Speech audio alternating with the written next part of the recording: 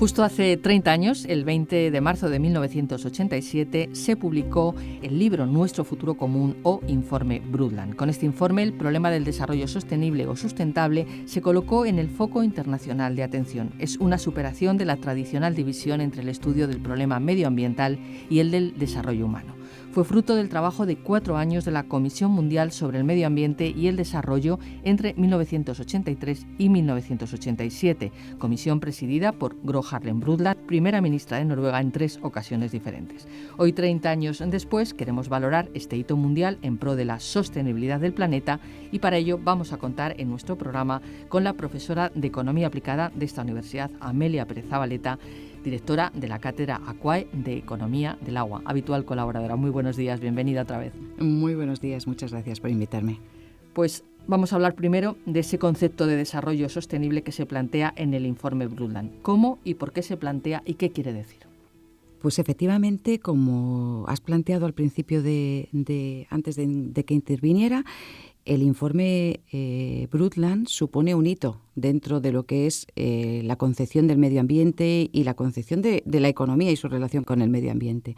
El informe Brundtland surge efectivamente porque las Naciones Unidas pues se plantean que hay que valorar el tema ambiental y crean una comisión, esa comisión que es liderada o presidida por la primera ministra noruega, por Gro Harlem Brundtland, y que llega a una conclusión y que emite un informe que se titula Nuestro futuro común y que muchas veces pues confundimos o incluso muchas veces hay quien no lo identifica como tal. Le denominamos informe Brundtland porque es precisamente la primera ministra noruega la que preside la comisión. En todo caso, es conocido por todos los ambientalistas y también por todos los economistas y que se dedican a temas ambientales, pues en él se va a plasmar y se va a registrar un concepto que se había pues ya acuñado y se había utilizado anteriormente, pero que es ahí cuando empieza a cobrar pues fuerza, y es el concepto de desarrollo sostenible o de desarrollo sustentable. Y en ese concepto de desarrollo sostenible se incluye no solamente la dimensión económica, que ya tiene la palabra desarrollo, o la dimensión social, que también estaba incluida, se incluye la dimensión ambiental. Y a partir de ese momento parece que las cosas, aunque van poco a poco, ¿no?, pues empiezan a cambiar en el ambiente económico, ¿no?, porque se empieza a dar uno cuenta y se empieza a trasladar que los temas ambientales pues son realmente importantes y que aunque pareciera que no, estaban incluidos ya anteriormente en la economía, pero se le empieza a dar un peso específico y una búsqueda. ¿Qué entendemos por desarrollo sostenible? Vamos a hacer una parada. Pues es aquel desarrollo que permite satisfacer las necesidades presentes sin comprometer la capacidad de satisfacción de las necesidades de las futuras generaciones. Un desarrollo en el que pues se ponen de manifiesto las necesidades del hermanamiento, podemos decir, intergeneracional. Tenemos que cubrir las necesidades del momento, es preciso el desarrollo, y esto está muy ligado también a la pobreza, es preciso el desarrollo, pero es preciso pensar en un desarrollo que no comprometa el desarrollo de las generaciones futuras y las necesidades de estas generaciones futuras, ¿no? Y yo creo que por tanto, pues supone efectivamente un hito en la economía y supone también un hito desde el punto de vista de Naciones Unidas, que a partir de ese momento pues yo creo que se pone las pilas y ya empezamos a ver con una mayor fuerza pues esas conferencias intergubernamentales, empiezan a aparecer las cumbres de la Tierra y hablamos ya de cambio climático y hablamos ya de recursos y de un montón de cosas de las que se hablaba anteriormente, pero que estaban pues eso, enmarañadas con todo lo que pasaba, pero ponemos orden. Es como cuando decimos los economistas, bueno, y damos la figura de Adam Smith y decimos el padre de la economía, ¿no? Pues efectivamente no es que fuera el padre, pero es el que escribe La riqueza de las naciones y empezamos pues a formular lo que los economistas anteriores pues habían empezado a hacer, o con Keynes, el padre de la macroeconomía, por su teoría general. Pues yo creo que en el tema de medio ambiente podemos decir que el informe Brundtland pues supone eso, el informe Nuestro Futuro Común, pues un punto de partida para hablar de tema ambiental y relacionarlo con el aspecto económico. Nos podemos detener después, Amelia Pérez-Zabaleta, en este informe, pero me gustaría, hoy usted lo ha mencionado, que el concepto de desarrollo sostenible ya se había trabajado anteriormente, se había estudiado, científicos incluso no solamente en el siglo XX, en siglos anteriores, incluso en el XIX. Vamos a hablar un poco de estos conceptos encaminados hacia lo que se entendía o se entendió en el informe Brundtland como concepto de desarrollo sostenible. ¿Cómo se había hablado, cuándo y quién había hablado de este tema? Pues efectivamente, bueno, si nos remontamos ya que he hablado de Adam Smith, pues bueno, desde el inicio de la economía, desde Adam Smith, incluso antes, pues podríamos dar para un programa y muchos, ¿no?, para hablar de este tema. Pero voy a hacer un rápido repaso de qué es lo que sucede. Sucede que en el finales del siglo XVIII y siglo XIX, pues efectivamente el tema ambiental, pues se había tratado muy poco. Y quizás pues parecía como un poco olvidado, a pesar de que efectivamente la tierra, los recursos naturales, pues eran pues la base de la economía. De hecho, pues parecía que la tierra nos proporcionaba, pues era la fuente de riqueza, los alimentos, las materias primas. Los economistas se fijaban en ello pues como un recurso inagotable. Quizás se puede decir que es Malthus el que empieza a decir que la tierra pues puede tener un agotamiento, ¿no? Y que por tanto pues es posible que si hubiéramos seguido, eso decía Malthus, que si siguiera con el nivel de producción como se estaba produciendo hasta la fecha, pues la tierra terminaría agotándose. Y esta idea pues empieza a demostrar que no es tan cierta, porque efectivamente existe un desarrollo industrial, una revolución industrial. Empezamos a conocer pues una serie de mejoras desde el punto de vista económico en todos los sectores que hacen que esas predicciones de Malthus no lleguen a efecto. ¿Qué ocurre en el siglo XIX? Pues que siguen los economistas pensando pues quizá que puede existir un cierto agotamiento, pero yo creo que existe un mayor optimismo.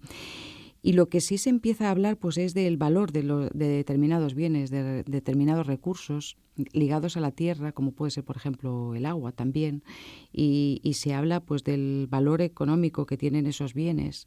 Y se empieza a sentir el concepto de riqueza que se contrapone al concepto de renta o de producción del que estamos hablando, el que se mide a través del desarrollo, del crecimiento económico, porque la riqueza pues está compuesta por todos los bienes de que dispone un país y efectivamente los economistas empiezan a dar cuenta de que en ese concepto de riqueza pues muchas veces no se valora los bienes que tiene el país, como puede ser los recursos minerales, como el petróleo, el oro, la plata o el agua, por ejemplo, o efectivamente pues esos bienes que existían, como podía ser presas o conductos que permiten que el agua llegue al consumo final de los hogares o de la industria o de la agricultura, ¿no? Y entonces hay en ese siglo XIX pues efectivamente pues aportaciones por parte de los economistas que ponen de manifiesto la importancia que tienen los recursos naturales en cuanto a concepto de riqueza, pero no tan ligado al concepto de renta, al concepto de producción. Tenemos que esperar al siglo XX para efectivamente, pues a mediados del XX, cuando se empieza a decir, bueno, pues ¿qué pasa con los recursos naturales? ¿Cómo hacemos ese PIB del que hablamos, que es una medida del crecimiento económico, que nos está diciendo que un país o que una economía crece, pues cómo está relacionado con los recursos naturales? Y se empieza a poner de manifiesto que efectivamente el PIB, como medida de crecimiento, como medida de desarrollo, pues tiene una serie de carencias, como es, por ejemplo, la carencia ambiental. Los bienes ambientales pues no se tienen en cuenta y no se cuenta con que el crecimiento o el desarrollo lleva aparejado en la mayor parte de los casos un deterioro o una disminución de este tipo de riqueza. Y a partir de ese momento, pues efectivamente, pues hay economistas que empiezan a poner de manifiesto pues esa necesidad. E incluso es cuando aparece el Club de Roma, en el año 68, formado por expertos, por personalidades independientes, un club privado, ¿no?, que decide tratar la problemática ambiental y que llega al año 72 con un informe que encarga el Club de Roma al Instituto Tecnológico de Massachusetts, que es el informe que se conoce como informe Meadows, que se titula precisamente Los límites del crecimiento y que tiene que ver con esa aportación o con esas aportaciones que había hecho Malthus, quizá, y de las que he hablado anteriormente, el que se plantea que la Tierra va a llegar a los límites de su crecimiento en 100 años. Y ese es un informe que vuelve a poner de manifiesto pues, un cierto pesimismo y preocupación porque los bienes ambientales, porque nuestro planeta puede llegar a agotarse y a no ser capaz de satisfacer las necesidades humanas, ¿no? Yo creo que estos son los antecedentes más bueno, haciendo un repaso rápido, ¿no? Un poco de ideas, ¿no? Seguramente pues hay quien que puede poner de manifiesto pues otros economistas, otras ideas, ¿no? Y frente a esta postura quizá un poco pesimista es cuando aparece 15 años después el informe Brundtland, Nuestro futuro común, que pone énfasis en el concepto de desarrollo sostenible y en el que se pone de manifiesto pues, la necesidad de producir una serie de cambios que pueden permitir esa conservación del medio ambiente y que tienen que permitir, como he dicho antes, ese hermanamiento intergeneracional que permite que nuestras decisiones actuales no impidan o perjudiquen a las generaciones futuras. ¿Cuáles son, en su opinión, las principales aportaciones del informe Brundtland? Incluso creo recordar, en alguna lectura rápida que he hecho, que ya se habla de calentamiento global. Sí, efectivamente, el informe Brundtland es un informe completo.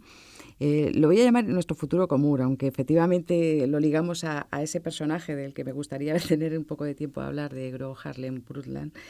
Yo creo que las aportaciones fundamentales vienen ligadas a lo que he manifestado, es decir, esa responsabilidad que tiene que existir intergeneracional.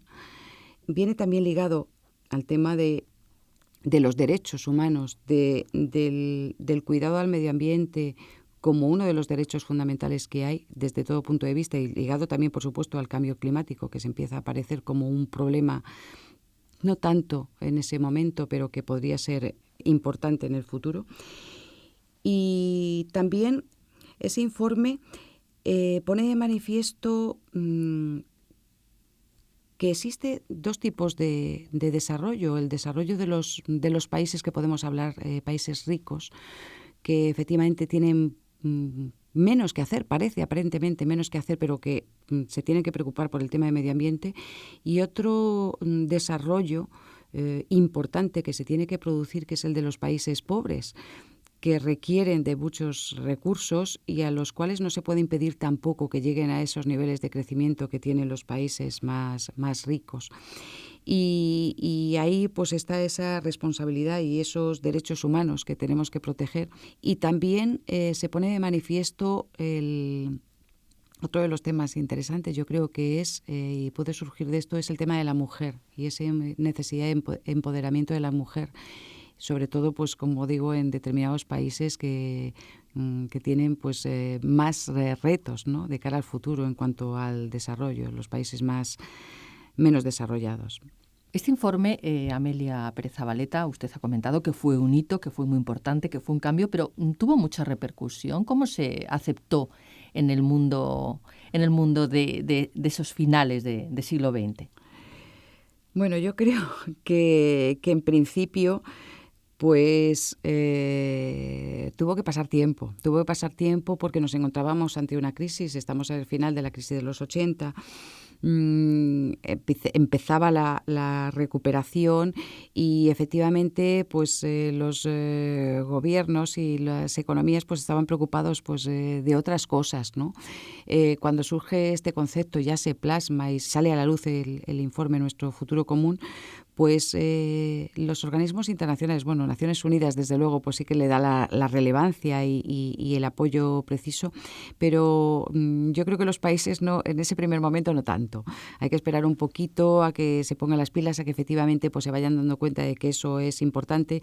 Y yo quiero recordar que efectivamente que viví, pues yo creo que en primera persona, como muchos, ¿no?, los que nos dedicábamos a temas ambientales, pues se veía como una referencia, pero se veía como una referencia lejana, ¿no?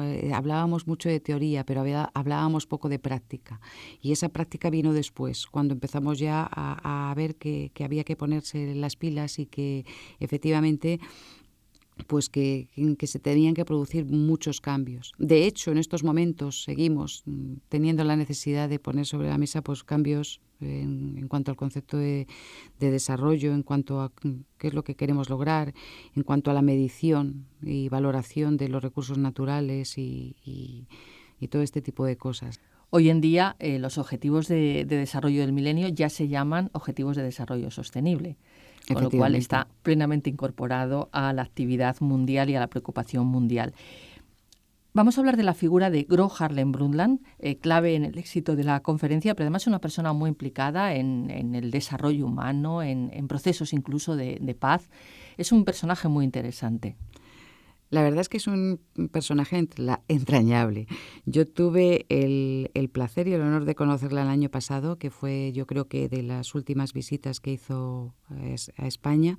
Y realmente me quedé impresionada porque te enfrentas ante una mujer pues sencilla, entrañable, pero a la vez firme, segura, y que demuestra la experiencia después de muchos años en que pues encabezó pues este informe Nuestro Futuro Común.